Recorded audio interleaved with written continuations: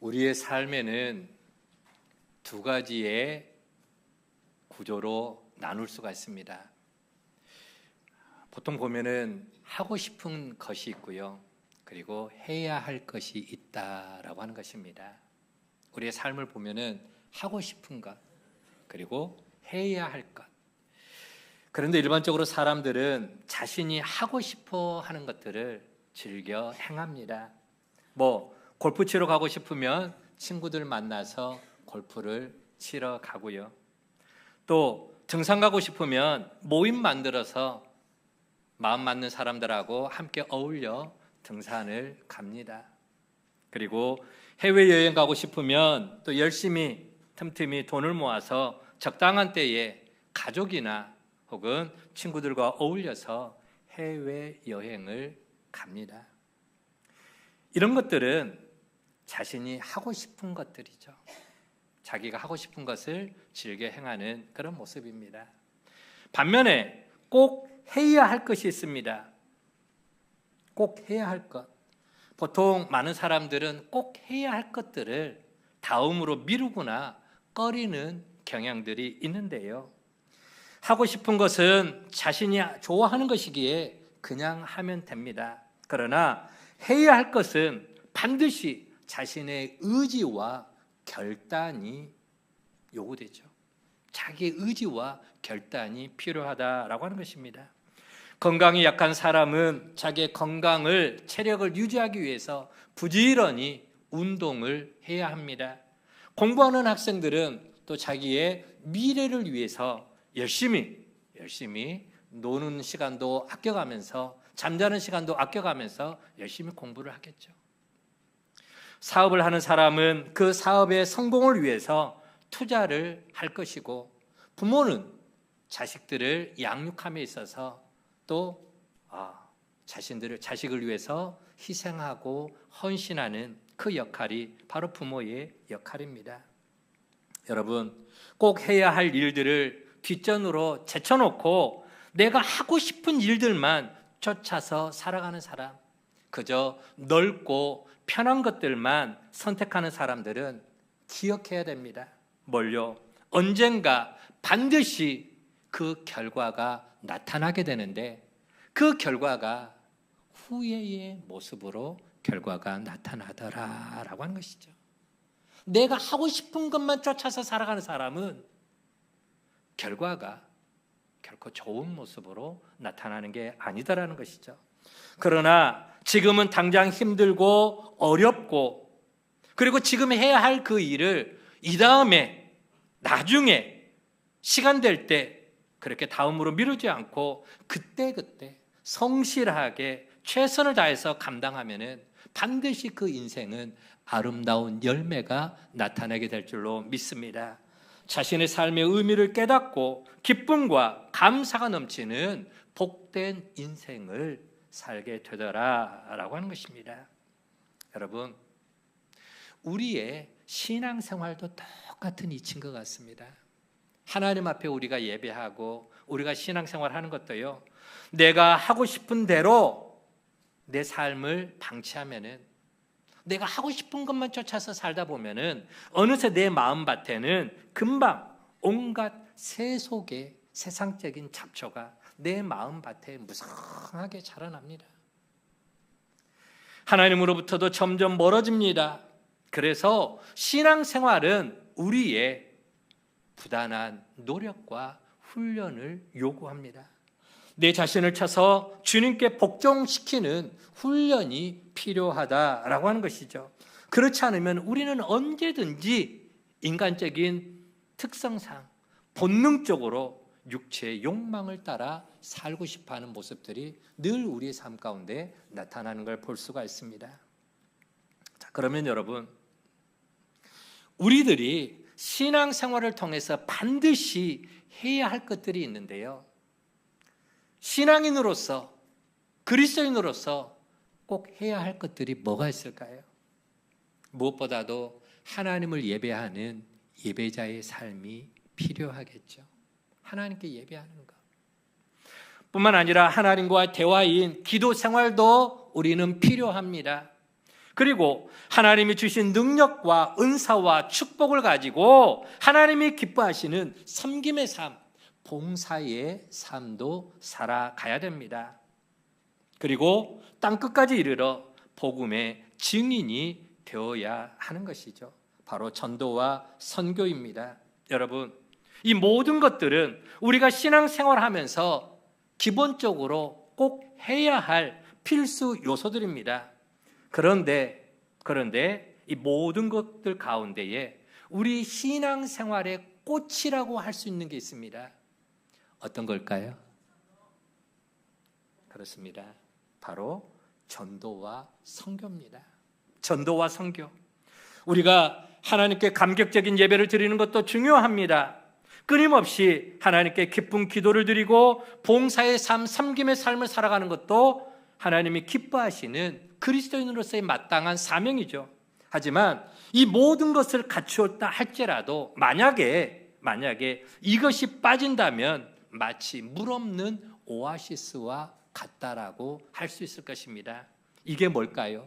이게 바로 생명을 살리는 전도 사역인 줄 믿습니다. 우리가 행하는 모든 신앙생활의 행위는 궁극적으로 무엇에다 초점을 맞추고 있느냐? 바로 영혼을 구원하는, 생명을 살리는 전도의 귀결이 되더라라고 하는 것이죠. 예수님이 이 땅에 오신 목적이 뭡니까? 예수님이 왜 그 영광스러운 하늘 보좌를 버리시고 왜 낮고 천한 인간의 몸을 입고 이 땅에 오신 목적이 뭡니까? 예수님이 당신의 몸을 찢어서 십자가에 죽어가시면서까지 하신 일이 무엇입니까? 그건 바로 영혼 구원인 줄 믿으시기를 바랍니다. 생명을 살리는 거예요. 언젠가 일본에 큰 지진이 일어나서 참 많은 사람이 죽은 적이 있습니다. 그와 같이 큰 지진이 일어났다고 쳤을 때 우리가 하나님 앞에 지금 예배드리는 이 시간에 근처에 지진이 나서 어떤 아파트가 무너졌다고 한번 생각해 봅시다. 수많은 사람들이 그 콘크리트 더미에 깔려서 여기저기서 살려달라고 아우성을 치고 있습니다. 분초를 다투는 긴급한 다급한 상황입니다. 그러면 그 상황 속에 우리는 뭐 하고 있어야 될까요? 찬양 부르고 예배드리고 그거는 그 사람들이 이루고 우리는 그저 여기서 시원하게 예배만 드리고 있어야 될까요? 예수님이라면 지금 우리가 어떻게 하기를 원하실까요? 비록 예배 시간이라 할지라도 우리는 뛰쳐나가야 됩니다. 우리의 외면과 우리의 게으름과 우리의 무관심 속에 수많은 사람들이 죽어나간다면 그 핏값을, 그 책임을 누가 져야 됩니까?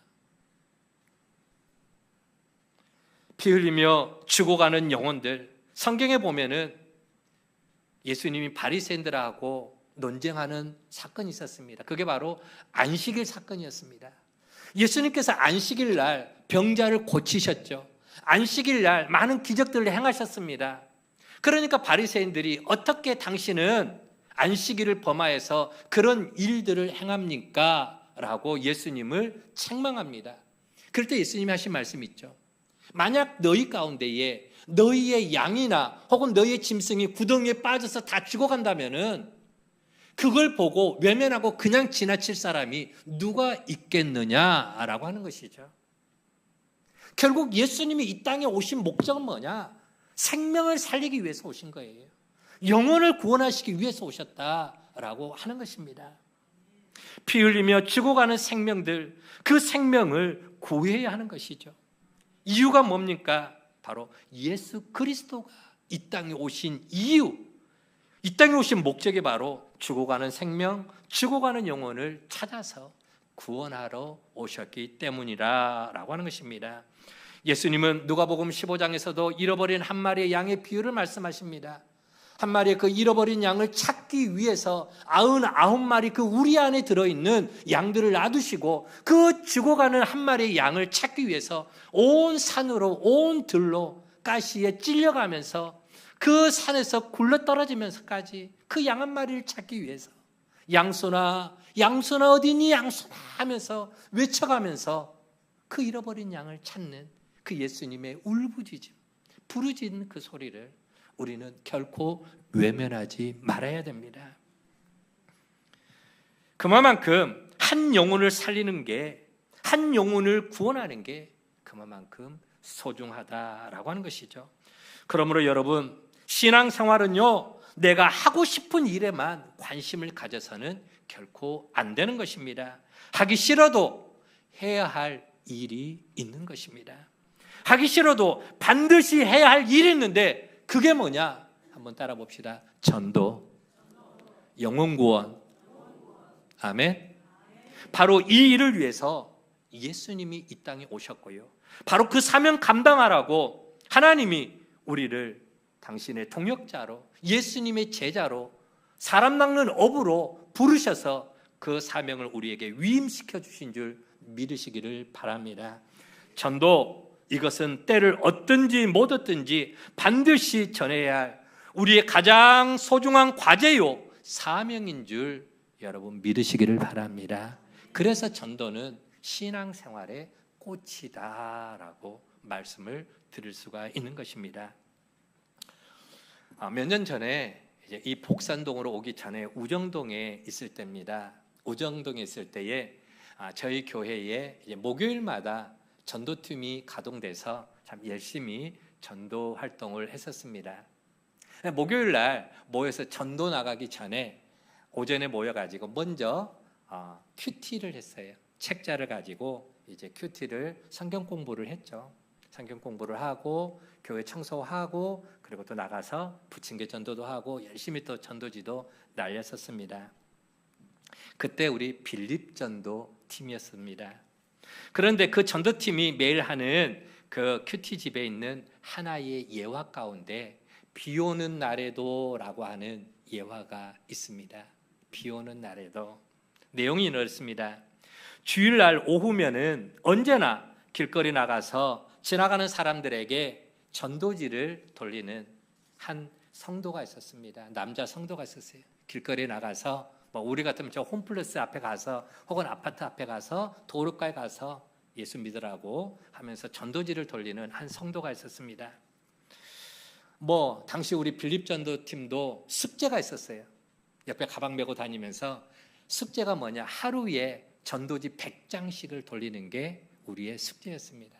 그래서 7월달, 8월달 되면은 그 더운데 땀 삐질삐질 흘러가면서 그 숙제를 해야 되니까 집집마다 다니면서 열심히 아파트 다니면서 전도지 돌렸던 일이 기억이 납니다. 자, 그와 같이 이 성도도 열심히 길거리에 나가서 전도지를 돌렸는데요. 그런데 비가 억수같이 쏟아지는 어느 주일날 오후입니다. 몹시 몸이 피곤했는지 그는 그날따라 전도를 나가지 않고 자기 집 서재에서 그저 책을 읽으며 쉬고 있었습니다. 그때 아버지 앞으로 다가오는 11살짜리 아들이 평소에 전도를 하러 나가시던 아빠가 오늘따라 전도를 나가지 않고 집에서 쉬고 있는 모습을 의아하게 보면서 질문을 합니다. 아빠, 오늘은 전도지 나눠주러 밖에 안 나가세요? 묻는 거예요. 오늘은 비가 너무나 많이 오는구나. 아빠는 가볍게 대답을 했습니다. 아들이 또 질문합니다. 아빠, 비가 오는 날에는 하나님도 사람들을 구원하지 않으시나 봐요. 하나님도 비 오는 날에는 쉬시나 봐요. 아빠가 말합니다.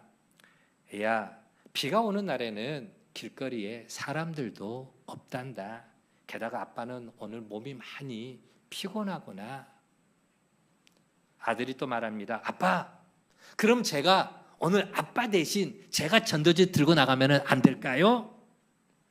아들의 그 진지한 모습을 본 아빠는 아들에게 그래, 오늘은 그러면 네가 아빠 대신 가서 전도지를 나눠주고 올래? 하면서 한 문큼의 전도지를 아들 손에 쥐어줬습니다. 아들은 아빠를 대신해서 길거리에 나가서 비가 오는 중에도 집집마다 다니면서 전도지를 다 돌렸습니다. 그리고 이제 딱 마지막 한 장 전도지가 남았습니다. 이 한 장 남은 걸 길거리에서 가장 가까이 보이는 어느 한 주택으로 다가가서 띵동 띵동 하면서 초인벨을 올렸습니다. 그러니까 안에서 어떤 아주머니가 누구세요 하고 문을 열어주는 거예요. 그러자 아이가 환한 웃음 띤 얼굴로 말합니다. 아줌마 죄송해요. 제가 이 전도지를 아줌마한테 꼭 전해주고 싶어서 이렇게 왔어요 하고 전도지를 그 집 아주머니한테 주고 아이는 순살같이 자기 집으로 달려왔습니다.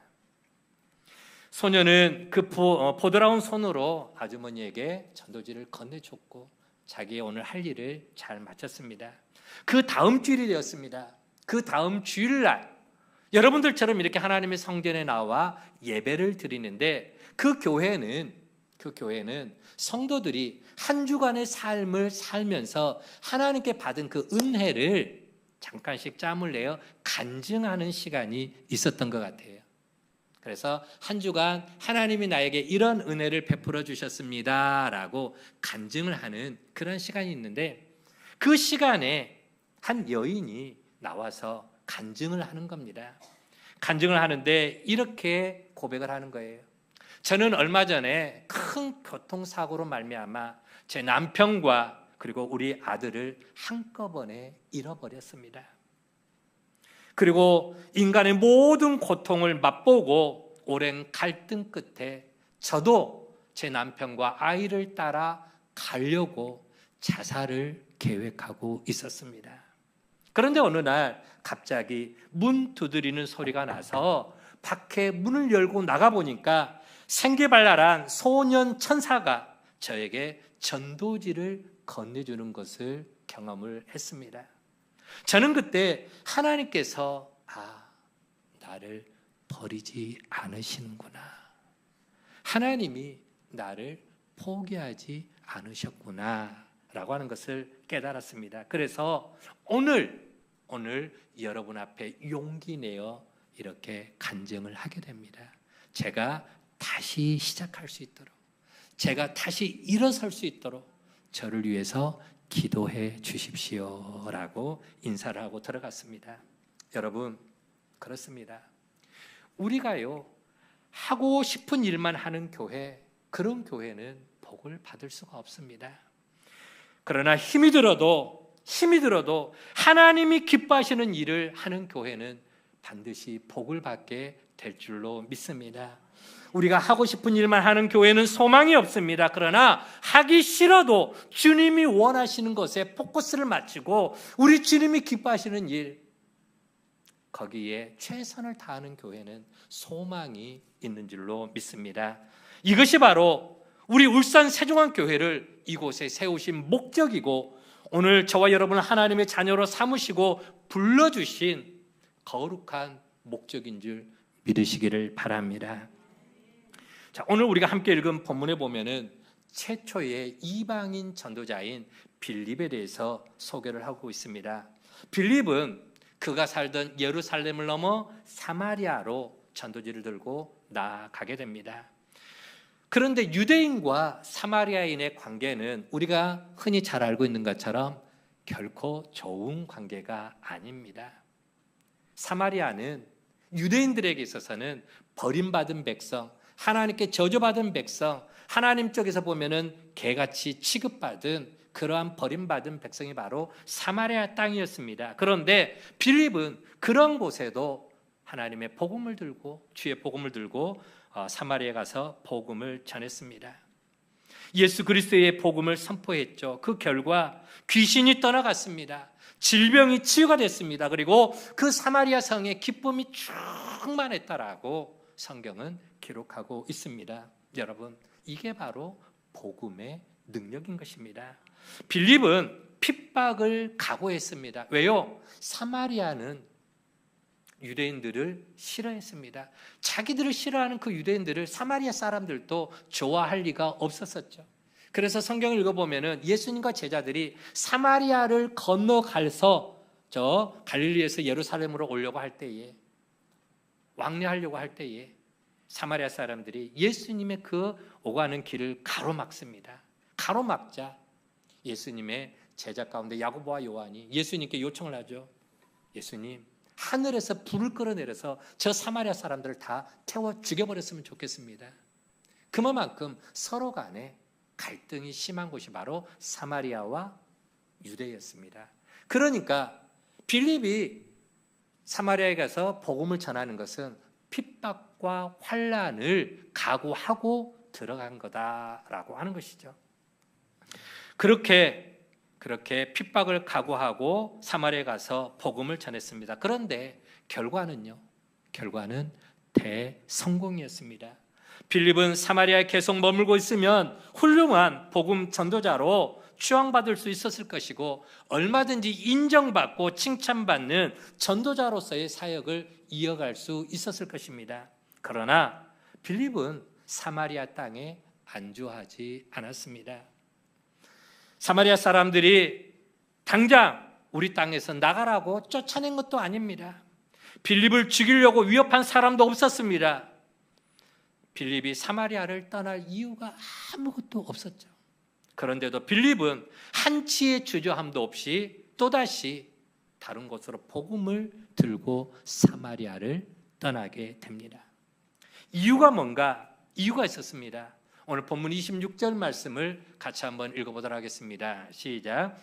주의 사자가 빌립에게 말하여 이르되 일어나서 남쪽으로 향하여 예루살렘에서 가사로 내려가는 길까지 가라 하니 그 길은 광야라. 성령 충만한 전도자인 빌립은 하나님의 음성, 성령의 음성에 민감하게 반응했습니다. 그는 어떤 자기의 계획이나 자기의 욕심을 따라 자기가 하고 싶은 것만 했던 게 아니라는 것이죠. 오직 주의 성령에 매어서 성령의 인도하심에 따라 순종하며 움직였습니다. 주의 사자가 가라 하면 가고 오라 하면 오는 사람, 주의 사자의 명령은 뭐냐? 일어나서 가라라고 하는 것이었습니다. 가라. 그가 가야 할 곳은 가사라고 하는 저 그림을 보면은 제일 밑에 동그라미 안에 표시된 그 지역입니다. 사마리아에서 가사까지 가는 길은 결코 짧은 거리가 아니라 굉장히 먼 광야를 지나가는 길이었습니다. 여러분, 하나님 앞에 부름을 받은 자는요, 자기 뜻을 따라 자기 생각대로 살아가는 사람이 아닙니다. 주님이 가라 하시면은 순종하여 갈 줄 아는 사람, 주님이 멈춰서라 하면 멈춰 설 줄 아는 사람.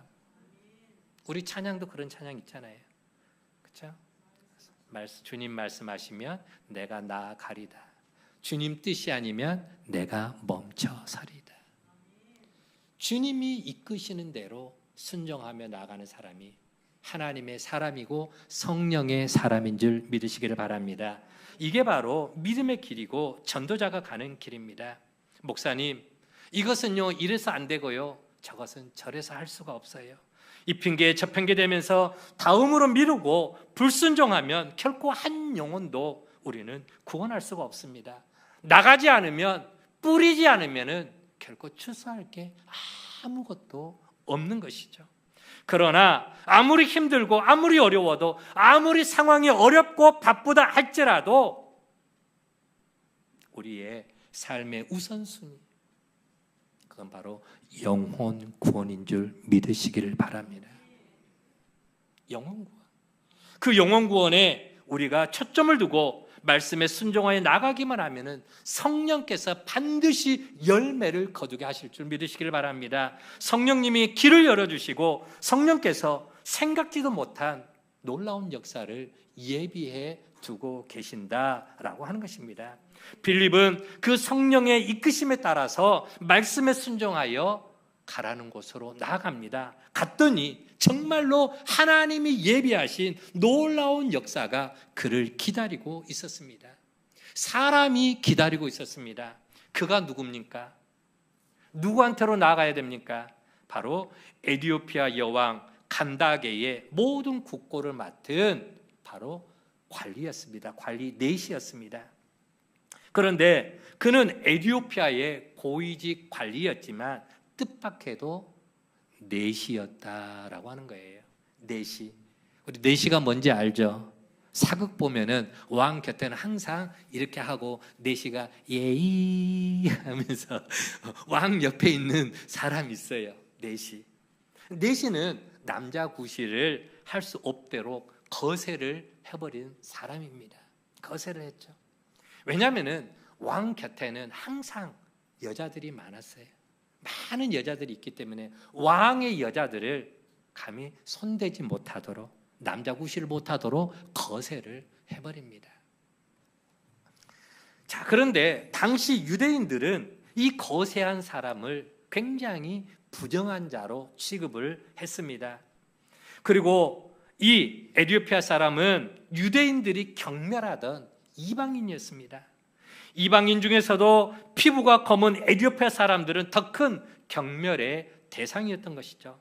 한마디로 이 에티오피아 내시는 빌립으로서는, 유대인인 빌립으로서는 상대할 가치가 없는 그런 사람이었다라고 하는 것입니다.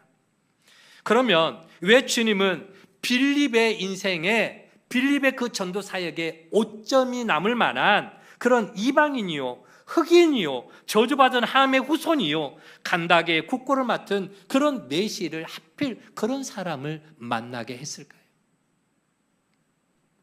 만약 제가 그런 상황이라면은 어쩌면은 저 같으면 제 마음에서, 입술에서 불평이나 원망이 나올 수 있었을 것입니다. 아니, 하나님, 이게 뭡니까? 하나님, 나를 이 먼 광야까지, 이 먼 곳까지 보내시면서 겨우 저 상종하지도 못할 저런 사람 만나라고 나를 이런 곳에 보냈습니까? 이 힘들게 이런 곳에 가라고 했습니까? 불평을 할 수도 있었을 것입니다. 그런데 하나님의 사람이었던 전도자 빌립은 전혀 그런 모습을 내색하지 않았습니다. 인상을 쓰면서 가지도 않았습니다.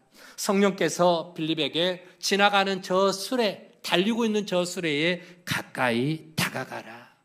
가까이 다가가서 그에게 하나님의 복음을 전하라 말씀을 합니다. 그래서 빌립은 수레로 가까이 가 이사야서를 읽고 있던 그 이방인인 에티오피아 내시를 향해서 접근을 하게 됩니다. 여러분, 아무리 세상에서 버림받고 아무리 미천한 존재를 할지라도 성령의 음성을 들은 빌립은 감탄사를 바라면서 그를 향해 달려갑니다. 아, 그래, 주님께서 이 먼 곳까지 나를 보내신 목적이 바로 이거였구나. 주님이 저 생명, 저 영혼 구원하라고 나를 이곳으로 보내셨구나. 역시 우리 주님이시구나. 역시 우리 주님이시구나. 여러분, 그거 아십니까? 바로 저 영혼, 저 에티오피아 내시가 그때 접한 그 복음으로 말미암아 에티오피아 지역의 그 나라가 완전히 복음화가 이루어지는, 하나님께로 돌아오는 놀라운 구원의 역사가 있다라고 하는 것이죠.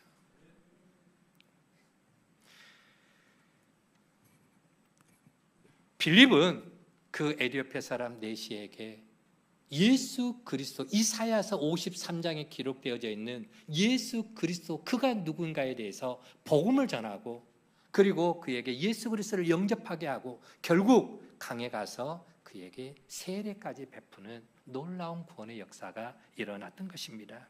여러분, 이것이 바로 전도자의 태도임을 믿으시기를 바랍니다. 우리는 세상적인 가치 기준을 가지고 사람을 대할 때가 너무나 많습니다. 내가 정한 기준을 가지고 사람을 판단할 때가 많습니다. 이 사람은 이래서 아니고 저 사람은 저래서 아니고, 내가 정해놓은 기준에 맞는 사람만 골라 잡아서 전도하려고 하는 경우들이 참 많더라라고 하는 것이죠. 그런데 여러분, 우리 하나님은 결코 사람을 외모로 판단하지 않으심을 믿으시기를 바랍니다. 하나님의 나라는 남녀노소, 빈부귀천 차별이 없습니다. 유대인이나 헬라인이나 종이나 자유인이나 남자나 여자나 남녀노소 빈부귀천 차별이 없어요. 모두가 하나님의 안에서는, 복음 안에서는 하나인 줄 믿으시기를 바랍니다. 오직 하나님의 관심은 하나입니다. 그 안에 예수의 생명이 있느냐 없느냐. 예수의 생명이 있는 자는 구원의 축복을 받게 될 것이고, 예수의 생명이 없는 자는 복음을 받아들여 예수 믿도록 열심히 우리가 그들에게 다가가 전해야 하는 것입니다. 안산 동산교회의 김인중 목사님이 책을 한 권 썼습니다. 지금은 이제 은퇴하시고 원로 목사님이 되셨습니다마는 그가 쓴 책 성령에 붙잡힌 전도자라고 하는 책에 나오는 간증문의 내용입니다. 목사님이 젊은 시절 목사 안수를 받을 때의 일입니다. 교회 근처 연립주택에 사는 한 젊은 여자가 교회를 나오기 시작을 했습니다.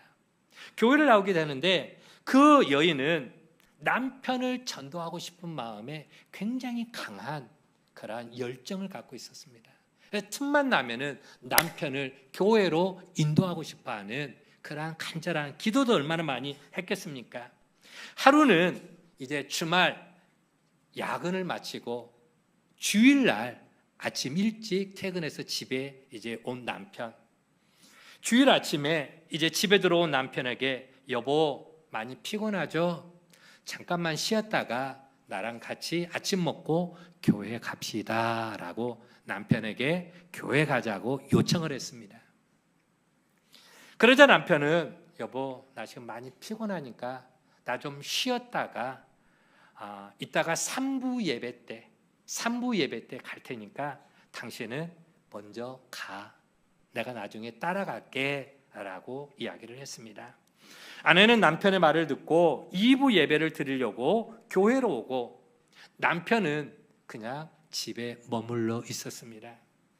그런데 그 사이에 사단이 일어나게 됩니다. 어떤 일이 벌어지느냐? 잠을 자고 있던 남편에게 친구가 찾아와서 이보기 친구 오늘 간만에 쉬는 날인데 우리 저수지에 낚시를 하러 가세라고 하면서 낚시 가자고 친한 친구가 와서 꼬시는 거예요. 남편은 안 돼, 나 교회 가야 되는데 라고 하는데도 그 친구가 계속해서 야 오늘만 날이냐, 다음 주에 가고 오늘 아무개도 간대 야 얼마나 막 재미난 그런 거 여러 가지 준비했는지 몰라. 오늘 딱 하러 갔다 오자 하고 꼬시니까 어쩔 수 없이 따라가게 된 거예요.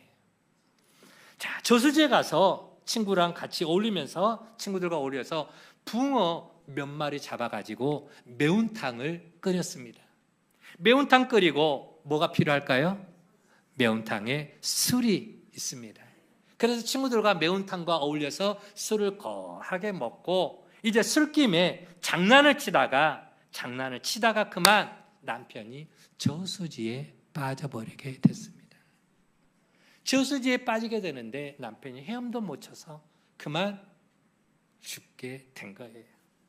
가족들이 소식을 듣고 달려갔을 때 이미 때는 늦어버린 상황이었습니다.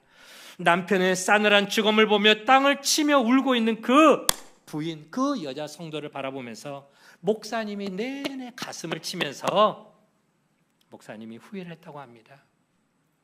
그러면서 복음을 듣지 못하고 갑자기 죽어버린 그의 영혼을 생각하니까 원통하기 그지없다 생각하고 이 사건을 계기로 목사님의 목회 철학이 굳건하게 세워졌습니다. 그 목회 철학이 뭐냐? 한번 따라 봅시다. 전도에는 내일이 없다. 전도에는 내일이 없어요. 때를 얻든지 못 얻든지 기회 되는 대로 우리가 복음을 전해야지 다음으로 미룬다? 다음은 없습니다. 여러분, 내 육신이 좀 힘들다고 아니 지금은 적당한 기회가 아니라고 다음에 기회가 있을 때 그때 다음으로 미루고 외면한다면 나에게 맡겨주신 그 영혼은 복음도 듣지 못하고 죽어 멸망의 길로 갈 수밖에 없다라고 하는 것입니다. 우리 말씀 한 구절 읽어볼까요? 잠언서 27장 1절 말씀을 같이 한번 읽어봅니다. 시작. 너는 내일 일을 자랑하지 말라. 하루 동안에 무슨 일이 일어날는지 내가 알 수 없음이니라. 아멘. 여러분, 전도하다 보면은 많은 사람들이 자기 자랑을 입에 침이 바르도록 하는 경우들이 있습니다. 돈 좀 있다고 자랑합니다. 건강이 굉장히 자신은 자신 있다고 자랑합니다. 지위 좀 있다고, 지위 좀 높다고 자랑합니다. 그러나 다 부질없는 겁니다. 자랑하던 그 말이 끝나기가 무섭게 그의 인생이 어찌 될지 그거는 아무도 모르는 일입니다. 아무도 모르는 일이에요. 하나님은 내일 일을 자랑하지 말라라고 말씀합니다. 내일은 하나님께서 또다시 우리들에게 선물로 주어야 내일이 우리 것이 되지요. 내일, 그거는 오늘을 살아가는 우리에게는 미래인 줄 믿으시길 바랍니다. 내일은 우리 것이 아니에요. 하나님이 선물로 주셔야 그게 바로 우리 것이 되는 것입니다. 말씀을 정리합니다. 우리 사랑하는 믿음의 가족 여러분, 오늘 우리들이 전도자 빌립을 통해서 배워야 할 소중한 교훈은 무엇일까요? 신앙생활은 내가 하고 싶은 일만 하는 게 결코 아니라라고 하는 것입니다. 자신의 결단과 의지를 가지고 마땅히 하나님이 주신 사명이 무엇인지, 하나님이 오늘 우리를 통해서 이루고 싶은 뜻이 무엇인지를 깨달아 하나님이 기뻐하는 그 일에 사명감을 가지고 최선을 다하는, 마땅히 해야 할 일을 감당해 나가는 게 오늘 우리의 본문인 줄 믿으시기를 바랍니다. 또한 인생을 살아가면서 해야 할 많은 일들이 있습니다. 예수 믿는 우리 그리스도인들이 생활 속에서 해야 할 많은 사역들이 있겠죠. 그러나 그 많은 사역들 가운데 가장 우선순위에 두고 최선을 다해야 할 일은 바로 생명을 살리는 영혼 구원이라는 사실을 잊지 마시기 바랍니다. 때를 얻든지 못 얻든지 우리는 오늘 하루 동안 최선을 다해서 영혼 구원하는 일에 힘써야 됩니다. 이 일을 하도록 오늘 또 저와 여러분을 이 자리에 불러주시고 이 말씀을 듣게 하시고 우리 가슴을 뜨겁게 하시고 사명을 다시 한번 일으켜 세워주신 줄 믿으시기를 바랍니다. 바로 그 주님의 부르심 앞에 전도자 빌립처럼 믿음으로 응답하고 죽어가는 영혼을 살리는 이 시대의 영적 파수꾼의 사명을 힘있게 감당해 나가기를 주의 이름으로 간절히 축원을 드립니다.